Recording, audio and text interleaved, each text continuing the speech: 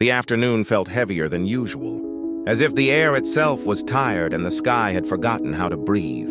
It was just before 3 p.m. when passengers gathered on the old station platform, dragging suitcases, balancing bags on their shoulders, and wiping sweat from their brows. The train waited like a metallic beast, long, silver, and rattling quietly as though impatient to leave. Announcements echoed across the station. All passengers, please proceed to your assigned domes. 3 to 4 per dome. No changes allowed.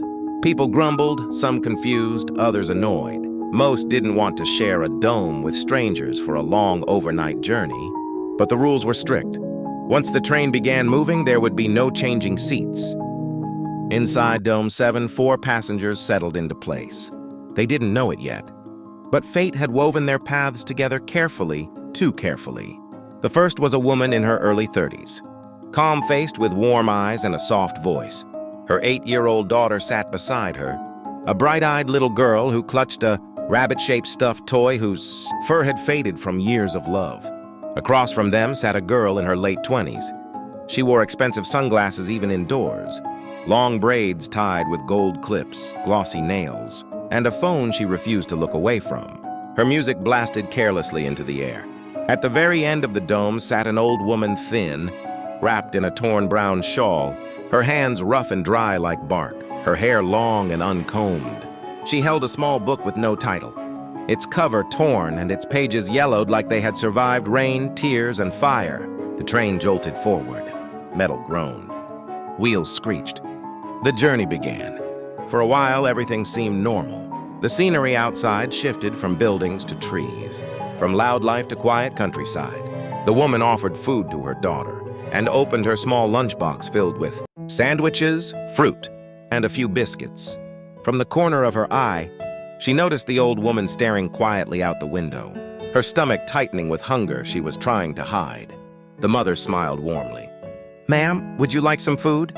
she said gently. The old woman blinked slowly, then nodded. There was something ancient in her eyes, something tired. She accepted the apple with both hands, almost reverently, as if it was the first kindness given to her in a long time. But the young woman in her 20s loudly snorted. "Oh, please," she said, tossing her braids back. "Why are you feeding her? Can't people wash their family members before letting them travel? Look at her. Granny looks like she crawled out of a cave. When was her last bath?" The mother frowned. Passengers nearby glanced uncomfortably. The girl kept going, laughing. "And those hands! Yuck! Scruffy like she digs graves for fun. And that skin? Granny, you look like a forest ghost." Still, the old woman did not respond. She simply opened her old book again and continued reading, her fingers trembling with age or something far deeper. Hours passed. The train passed rivers, forests, empty lands. The sun slowly drowned behind the mountains, and darkness crept across the sky like spilled ink. The little girl fell asleep on her mother's lap, breathing softly. The train lights flickered weakly, humming like insects trapped inside glass. The mother felt something strange, an unusual coldness crawling along the floor. Creeping up her legs, she rubbed her arms, thinking it was just the night air. The young woman scrolled her phone, laughing loudly at videos. The old woman stared at the darkness outside, as still as a statue. And then, it began. A low, haunting hum rose from the old woman's throat, soft at first, then growing deeper, vibrating inside the dome walls. It wasn't a song with words. It was a sound that felt older than language itself. A sound of forgotten forests and lonely nights. A sound that carried power. Passengers began dropping off into sleep. One here, another there. Then entire rows fell silent as bodies slumped over. The train staff collapsed where they stood. The driver's head fell forward, the train continuing blindly into the night. The little girl fell limp in her mother's arms. The mother shook her, terrified, but the child did not wake. Only a few remained awake, just enough to witness the horror. The music from the young woman's phone suddenly died. Her battery was still full, but the device went cold. What's happening?" she whispered. The old woman's humming stopped. Silence. Then she slowly stood up, as if bones inside her were cracking into place. Her back straightened unnaturally. Her neck twisted slightly, like something adjusting itself inside her skin. Her eyes darkened into bottomless pits. The lights flickered harder. The temperature dropped suddenly, freezing breath into mist. The old woman opened her mouth. Inside was a single, enormous tooth, long, curved, sharp, too big to belong inside a human mouth. It gleamed with a cold, hungry shine. The young woman screamed and stumbled backward. "What is she? What is she?" The old woman's arms began to stretch slowly, painfully, like skin tearing from bone. Her fingers grew long and dark, sprouting coarse hair. Veins twisted under her skin like black roots spreading through dry soil. The train shook violently as if something powerful was shifting its weight inside.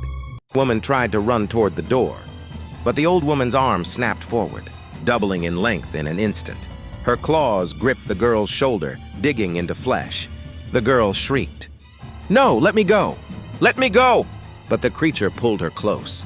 Her jaw unhinged slightly, and she bit deep into the girl's neck with the monstrous tooth. The transformation was horrifying. The girl's skin dried instantly, cracking like old clay. Her eyes sank inward. Her blood evaporated. Her scream froze in place. Within seconds, she became a dried, crumbling statue of fear. The creature dropped her lifeless form, and it shattered slightly upon hitting the floor. The mother gasped silently, covering her daughter's eyes. Though the child remained deeply asleep, the old woman knew. The creature turned and glided down the aisle. Her shadow stretched unnaturally across the walls as she moved from dome to dome, choosing targets with strange precision. Anyone who had shouted at staff earlier, anyone who had been cruel to others, anyone who had cursed, argued, or acted selfishly. She found them, and she judged them. Each bite turned another person into a dried figure of horror, their faces twisted forever in their final moment of fear. The train echoed with the soft cracking of drying skin, the quiet dragging of her long claws, and the faint hum that seemed to come from the night itself. And she returned to Dome 7. The mother held her Bible in both hands, shaking, praying under her breath. Tears streamed down her face. Her heart pounded as the creature's dark eyes fell upon her. The creature stepped closer. The mother whispered, "Please, please." The old woman leaned in, inhaling the scent of the mother's fear. Then something changed. Her monstrous expression softened. Just slightly. She stepped back slowly. She did not touch the mother. She did not touch the sleeping child. She simply turned away and walked down the dark aisle. This time, when she reached the end of the train, she did not return. Outside, the night swallowed her as if she had never existed. Hours passed. Eventually, light crept over the horizon. Pale morning drifted through the windows. The train slowed, brakes screeching weakly, finally reaching the next station. The mother woke to find her daughter stirring sleepily, unaware of the nightmare that had taken place. The dome was silent, too silent. Half the passengers were gone. The ones who remained were dried statues, broken, cracked, and lifeless. The staff lay where they had fallen. The air smelled faintly of dust and old earth. On the seat beside her, the old woman's torn book lay open. The mother picked it up, hands trembling. Only one page remained fully readable, and on it, written in faded ancient ink, was a chilling warning. "Beware the one who walks at night, for she judges the hearts of the living